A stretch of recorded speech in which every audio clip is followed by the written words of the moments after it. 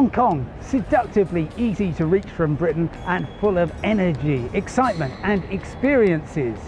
Yet, besides being an affordable and aspirational destination, Hong Kong is also the gateway to mainland China.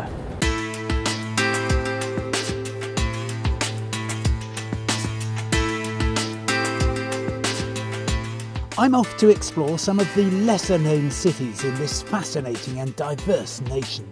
Join me as I travel into the heart of another China. Welcome to the People's Republic of Fun, Qingdao, a fascinating corner of the world's most populous country. It's 3 hours flying time from Hong Kong, and right now I'm roughly halfway between Shanghai and Beijing. But stay here. I want to show you that Qingdao is an ideal place to begin a trip through another China.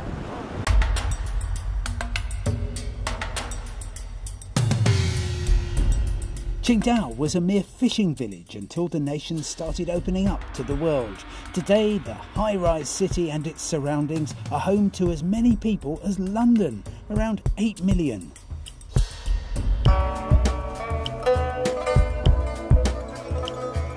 Early in the 20th century, the residents of Qingdao got a bit of a shock when one day a ship arrived from Russia carrying the stone to build the granite castle. It was built for a Russian aristocrat, later sold to a British businessman, but its main claim to fame in 20th century Chinese history is that it was the last place that the nationalist leader Chiang Kai-shek stayed before he fled to the island of Taiwan.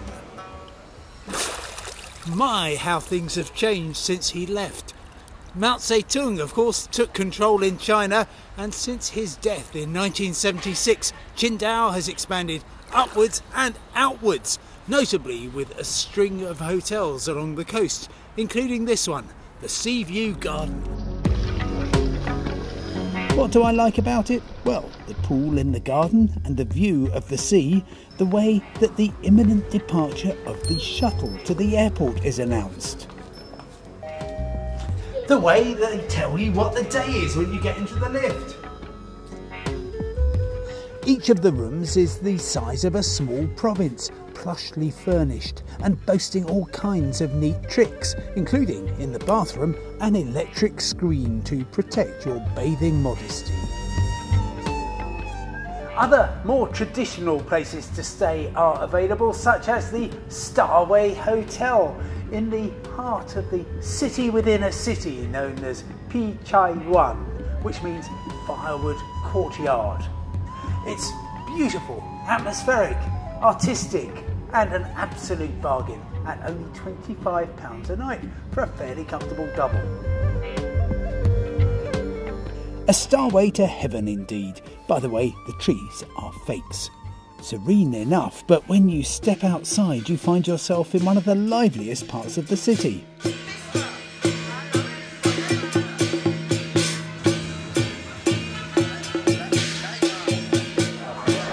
I just wish you could be here on Food Street as lunchtime approaches. Qingdao is the seafood capital of China and the aromas here are just wonderful. Just in case though you want to amuse your taste buds with a little something before your meal, well, maybe I've got exactly the dish for you if you've got the travel bug.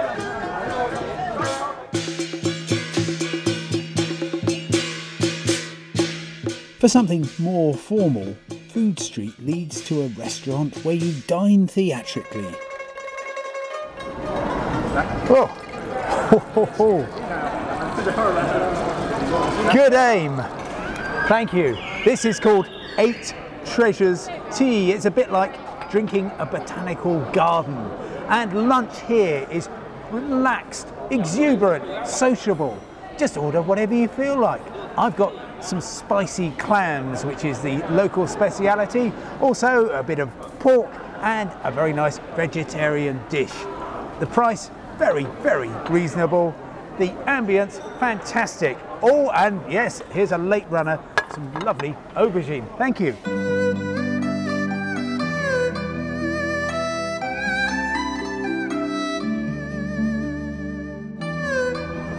Romance is always in the air in Qingdao because many couples choose to have their wedding photographs taken here, specifically in front of St Michael's Catholic Cathedral, left here by the Germans in the early 1930s. Many congratulations to both of you, and many happy years of married life together. And an even more impressive German church is this Protestant one, which wouldn't look out of place in Baden-Württemberg.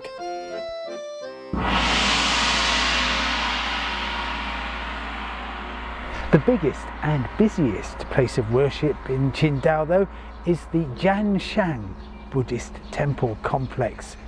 It's a garden, a spiritual oasis in the middle of this vibrant city.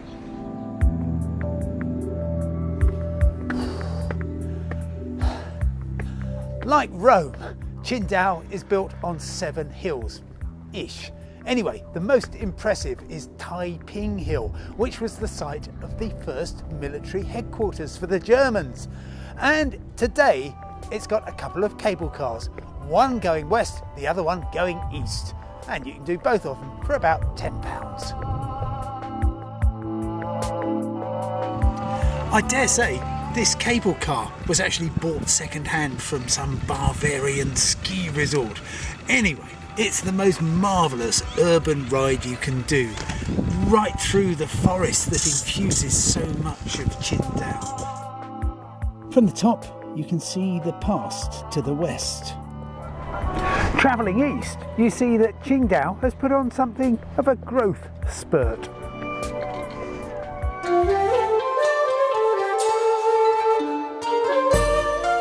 In 2008, Beijing hosted the Olympic Games.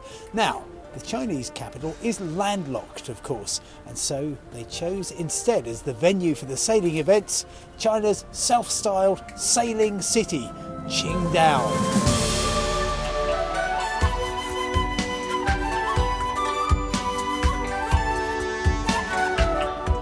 If you're thinking of sailing your yacht here, all you need to know is that Qingdao is exactly 1/3 of the way around the globe going east from Greenwich and the same latitude as Gibraltar. Oh, and by the way, the results of the Olympic sailing, Britain came top with 4 gold medals. Germany was 14th with 1 bronze. The Germans had met more success when they opened a brewery here in 1903. Today, Qingdao is the biggest brand of beer in China, and visitors are welcome to get a taste of history. I've been on a number of brewery tours before, but never one where they give you a sample halfway through. This is called raw beer. Cheers. Might not be filtered, but it is very tasty, and it's definitely beer.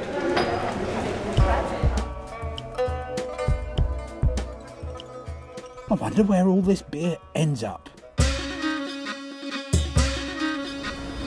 After dark, you find out how Qingdao beer travels. The answer is very well indeed. I've drunk it in the 4 corners of the earth.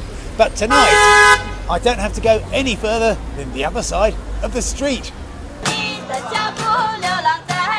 Earlier, I showed you Food Street. Well, this is Beer Street, lined with open-air bars and thronged with musicians. This is a city that likes to celebrate. And if you happen to be here in August, join the Chinese version of Oktoberfest, along with 3 million other like-minded people. What do we want? Beer! When do we want it? Now! What do we want it served in? In a plastic bag! This is honestly how you walk down the street. You don't have a can, you don't have a bottle, you have a plastic bag. I still don't know if I get a straw. What a convivial way to end the day. Good cheer is all part of the character of Qingdao, an ocean city that's preserving its distinctive past as it hurtles towards the future. If you venture to this corner of the East China Sea, I think you'll be very pleasantly surprised. I wouldn't miss Qingdao for all the beer in China.